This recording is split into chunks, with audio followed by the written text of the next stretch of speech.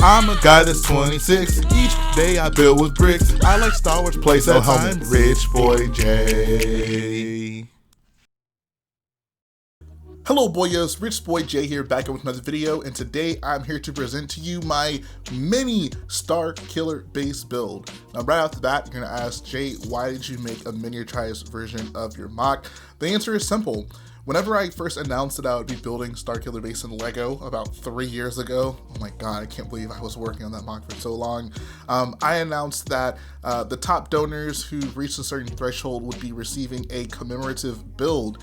And this wasn't something at the time that I had made up in my mind. I wasn't quite sure what I would be giving away as a physical gift for Starkiller base, and then it hit me, I guess in the development of the Boyo Lounge, that this can work. Making basically a miniaturized version of my mock could be the ultimate way to commemorate the build for those people who couldn't actually see it physically, to forever have basically, you know, their own version of Starkiller base in, you know, their room or on their desk or wherever they decide to keep this thing. So that was my motivation behind it, and I have to say, just my general impressions on this thing, as for me, as someone who obviously sat there and worked on this thing, of course with the help of a lot of people towards the very end of it, it does my soul good to have this, because I didn't really get to see the mock in its finished state for very long.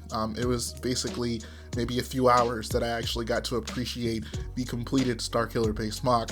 That's not to say that I didn't appreciate it along the way, but you know, if there's one somewhat regret I have for this mock is I just didn't get to see it finished for very long. So the fact that I have this miniaturized version just here sitting in front of me really does help me kind of relive some of those memories and give this mock the appreciation that it deserves, so to speak. So I'm gonna give you guys a breakdown of basically all the features that this thing encapsulates, and I think it is a very good representation of Starkiller base, the mock I built, if I must say so myself. So we'll first start off over here in this front section. Here we have the main landing platform. Well, it's partially a landing platform, mostly I guess an assembly area, with of course the stage where you would have Hux giving his speech. This red 2x2 tile is representative of those 3 large banners that sit there, and you can see we have these white tiles right here, the 1x1s, and then the 1x2 tiles, and then these 2 blue ones back here to represent the troops that are lining this area. I tried my best to make this as close to the distribution that they had on the actual platform in the mock. I just didn't have enough space to do it perfectly, but this is pretty close to what I had built in the mock, so I'm happy with it. On the sides, we have the TIE Fighters lining the landing platform, which is really cool. I do love this TIE Fighter design. It's so simple. It's literally just 2 1x1 clips connected together, but it works really well for a miniaturized TIE Fighter. And I guess I didn't mention this earlier, but one of the coolest things about this build is it actually is minifigure scale. If you guys checked out my Boyo Lounge video, I basically had me and a bunch of other people working on this mock, and it is more or less scaled with a minifigure. So, you know, if you want to have yourself, you know, next to this when you have this thing built, those people who are going to be fortunate enough to get one of these, you know, it'll be scaled more or less. So that's one of the other cool things about this. I got my custom first order transporter on this side, and then these tiles on the ground up here represent those like exhaust vents, or I guess they're not exhaust vents, they're actually elevators that go deep into the ground, but I just represented it by black tiles in my mock. If we take a closer look at the stage, we can see I tried to incorporate a lot of detail here. So there's obviously this main square section right here. I even was able to include those like sloped sections on the sides of it here, which was, I think, a really nice addition. And then on either side of this, you see we have these windows that kind of go all the way across. There's like kind of like a terrace that juts out from right here, and I guess the windows should kind of align that as well.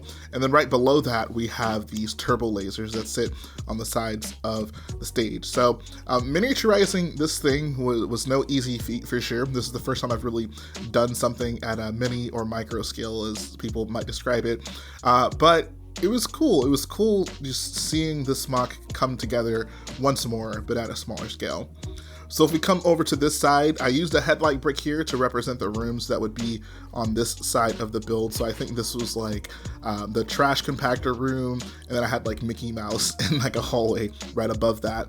Over here, it's kind of dark, but you can kind of see in there, that's the hangar section. So there's like the TIE fighter that Rey in the canon of the film would have been trying to steal. And then back behind there are those like large Starkiller based like Death Star pattern walls. It's hard to see in there, but if you can kind of see in there where that like black portion is right there. I used a 1x2 plate with like the rail on the end of it to kind of represent the hallways that line the outsides of that section. You actually see it a lot better from right there. So yeah, just tried my best to incorporate as much detail as possible, and I thought it was really cool to have something so small right there, but if you know the scene, it's very recognizable. Now we're going to flip to the opposite side of the interior. So I included another headlight brick on this side. This would have been the like Snoke clone room, if I'm not mistaken, and there was something else above this. Honestly, don't remember. I feel like, was there something above it? Maybe there wasn't anything above this. Honestly, it's so hard to remember your own mock when it gets this big. But this is probably one of my favorite parts of this build. So down below, we have the big Snoke room. So it's kind of hard to see once again. Like this is a lot easier to see in person. It's just the shadows hide a lot of these details on camera. But this is like the Snoke throne room, not really throne room, the Snoke hologram room area. So there's this large circular plate here flipped upside down, or circular tile rather, flipped upside down. The light gray is supposed to represent the like giant platform that Snoke sits on, and then the walls on the back actually are I guess semi-circular, just like they would be in the actual room. Up top, we have the prison section. So there's the big guard watchtower in the middle, and then I used some red or trans red cheese slopes to represent those red vents towards the back of the room. So, you know, there obviously is a limitation on the amount of detail you can add in. Like, obviously couldn't represent every single small little thing in the room, but the big thing you want to do when building at this micro scale is just try to reproduce the most noteworthy features. And I thought, you know, those big red vents and the big watchtower were the two most important things in this room. Now let's come around the back of the build. So this section right here is that large wall that I created that basically bookends the interior. So you can see there is those black plates representing the windows that go all the way around, and then this section right here juts out, and this was basically the Hux room. This is where he overlooks the Starkiller base battle. I have a mini TIE fighter and a mini X-Wing over here that is being chased by it, and you know, I don't love this X-Wing design, but I think it gets the job done. I think it's still more or less recognizable as an X-Wing, especially at that scale. X-Wings are not easy to make at that scale. You can see we have these two 1x1 tiles, the quarter circle tiles. Those represent those first order snow speeders that are flying through, or I guess hovering across the snow. I guess Rey and Finn would be in this one, and the snow troopers would be in this one. Over to this section is the giant trench area. So you see we have these red bars representing those just large tubes that go all throughout the trench area. Right there I have Poe's black and orange X-Wing, and he is of course going to the oscillator building, which was probably the most difficult part to design in this build, but I'm more or less happy with the way it came out. Another cool thing about the way this came out is the interior of this actually looks somewhat accurate. There's this large gray section in the middle, large light gray section in the middle that would represent just the big structure in the middle of this build, and then on the inside the walls are still slanted. So if you like look at my oscillator building interior from a distance, this more or less gets the job done. I'm actually kind of happy with the way this came out. And then finally, at the very end of the base, we have the forest area. So I'm just using some basic 3-length brown bars with those newer stem pieces, and you know, it just works out pretty well. Threw some white ones in there to kind of spruce it up, give it that snowy look, and I'm pretty happy with the way this came out. Another thing that I thought was pretty cool is there's like a half plate elevation lining this entire area. So that's actually something that you will see in the mock. So, you know, just another extra little detail in there to make it look even more like it should. But there you have it, guys. That's my review of this commemorative build for all the top Starkiller base donors. Thanks to you guys so much. And I'm sure you guys are curious about a timetable for when these should be shipping out.